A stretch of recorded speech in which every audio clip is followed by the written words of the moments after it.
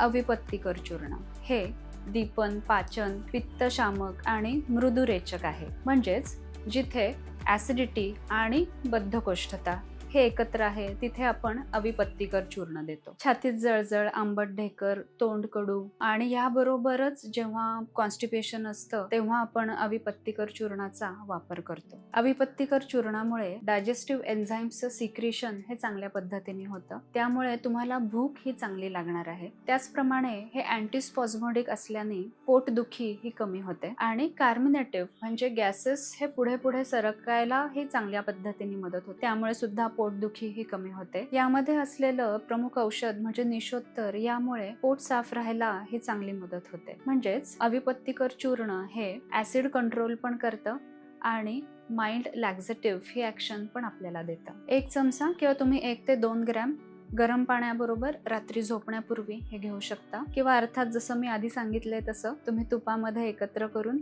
गरम पाणी त्यावर पिऊन सुद्धा आपल्याला चांगला परिणाम दिसतो.